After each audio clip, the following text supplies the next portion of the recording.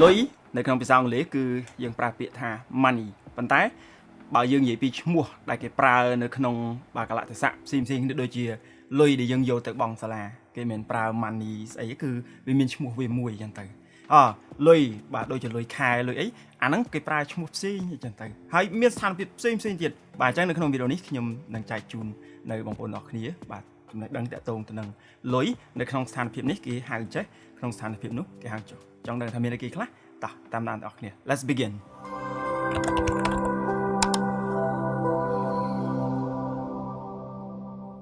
បាទសូមជម្រាបសួរនិងសួស្តីបងប្អូនអ្នកដែលនិយមសិក្សាភាសាអង់គ្លេសតាមបណ្ដាញសង្គម Facebook YouTube ឬក៏ TikTok ជាដើមបាទអញ្ចឹងនៅវីដេអូនេះបាទយើងមកនិយាយគ្នាពីឈ្មោះនៃលុយបាទមិនមែនមានន័យថាពាក្យទាំងអស់ហ្នឹងបាទគឺជា synonym ឬក៏បាទពាក្យន័យដូចនៃពាក្យលុយហ្នឹងទេប៉ុន្តែគាត់ថាឈ្មោះដែលគេប្រើបាទផ្សេងគ្នាទៅតាមស្ថានភាពអញ្ចឹងតោះចាប់ដើមអញ្ចឹងនេះគឺជាអ្វីដែលខ្ញុំបានរៀបមកគឺខ្ញុំដាក់ថា money has different names ណាចឹងឥឡូវយើងមើលបាទទី1តែម្ដងទៅគឺ in school ណាបាទទី1ណាបងប្អូនមើលទី1គឺ in school it's called អីគេបាទអញ្ចឹងឥឡូវខ្ញុំលុបបាទគឺ fee ណា fee ដែលយើងតែនិយាយថា school fee នោះបានថាតម្លៃបាទនៃដែលយើងចូលរៀននៅសាលាណាបាទអញ្ចឹងអាលុយដែលយើងបង់ទៅឲ្យសាលាហ្នឹងអាហ្នឹងគេហៅថាជា school fee ដល់ពេល in marriage ដូចលុយបណ្ណាការអីចឹងទៅបាទគឺគេប្រើពាក្យបាទអីគេ dowry ណា dowry លុយបណ្ណាការដល់ពេលនៅក្នុងតុលាការគឺបាទ fine ហ្នឹងគឺលុយផាកពិន័យណា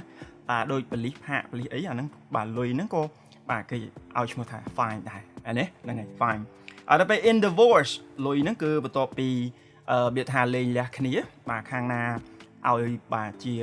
លុយហ្នឹងណាបាទឬក៏ជាចំណែកណាបាទតាក់ទងទៅនឹងលុយហ្នឹងគឺគេឲ្យឈ្មោះថាជា alimony អូខេ alimony ហើយនៅក្នុង church ណាគឺលុយឬក៏នៅក្នុងភាសាខ្មែរក៏យើងនិយាយយ៉ាងដែរមិនអញ្ចឹងដូចបច្ច័យយើងនិយាយបច្ច័យអាហ្នឹងលុយដែរមិនអញ្ចឹងបាទអញ្ចឹងអានេះគេឲ្យឈ្មោះថា offering អានេះ offering ដល់ពេលសម្រាប់ children បាទសម្រាប់ឲ្យលុយបាទអីគេក្មេងឲ្យអីហ្នឹងបាទឬក៏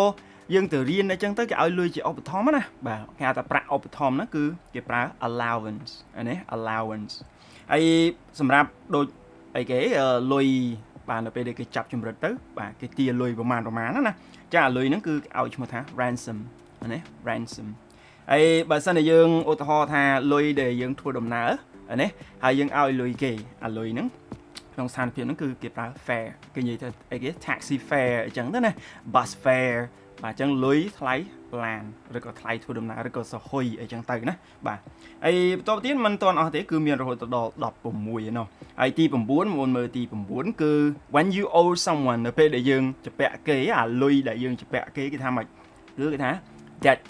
អានេះ debt មិនអានថា debt ណាបាទអក្សរ B កន្លែងហ្នឹងគឺអត់មានសំឡេងទេអញ្ចឹងយើងអានថា debt នៅពេលដែលយើង pay ឲ្យ government អានេះដូចខ្ញុំអីជាដើមខ្ញុំបាទធ្វើការខ្ញុំជាប់បាទអីគេហៅថាជាប់ពន្ធអញ្ចឹងត្រូវបង់ឲ្យរដ្ឋាភិបាលជារៀងរាល់ខែអញ្ចឹងអាហ្នឹងគេឲ្យឈ្មោះថា tax អានេះគេហៅតាណា tax ហ្នឹង when you borrow from a bank នៅពេលដែលយើងទៅខ្ចីពីធនាគារមកអាហ្នឹងគឺគេឲ្យឈ្មោះថា loan គឺប្រាក់កម្ចីអានេះប្រាក់កម្ចីហើយនៅពេលដែលយើងឧទាហរណ៍ថាយើងទៅញ៉ាំអីកន្លែងណាមួយហ្នឹងទៅឃើញថាអូសេវាគេល្អអញ្ចឹងយើងឲ្យលុយថែមនេះយើងប្រើគេលុយ tip មិនយ៉ាងនៅក្នុងភាសាខ្មែរអញ្ចឹងដែរអញ្ចឹងគេប្រើពាក្យ tips អានេះ tip ហើយតាក់ទងទៅនឹងបាទពាក្យបន្ថែមទៀតគឺ employer to worker មានន័យថាមេឬក៏ចវាយបើកលុយឲ្យបុគ្គលិកហ្នឹងអាហ្នឹងគេហៅថា salary ជាប្រចាំខែណាបាទអាហ្នឹងគឺប្រាក់ខែហើយតាក់ទងទៅនឹងបន្ថែមទៀតគឺអីគេcivil servant អានេះ civil servant retiree it's called pension បានន័យថាតាក់ទងមន្ត្រីរាជការនៅពេលដែលគាត់ចូលនិវត្តន៍ទៅបាទអញ្ចឹងប្រាក់ហ្នឹងគឺគេឲ្យបាទឈ្មោះថាអីគេប្រាក់រត្រែតឬក៏ប្រាក់សន្ធនិវត្តន៍អីគេណាហ្នឹងហើយអញ្ចឹងប្រាក់ចូលនិវត្តន៍ហ្នឹងគឺគេឲ្យឈ្មោះថា pension ណា pension បើសិនជាលុយហ្នឹងណាលុយហ្នឹងលុយសំណូកសូកប៉ាន់ហ្នឹងនេះដាក់ថា illegally received in the name of service it call អីគេគឺ bribe អញ្ចឹងហៅថាលុយសំណូកសូកប៉ាន់ណាអាលុយបាទយើងយកទៅសូកយកទៅអីណាហើយបើសិនមានគេអ្នកឧបត្ថម្ភ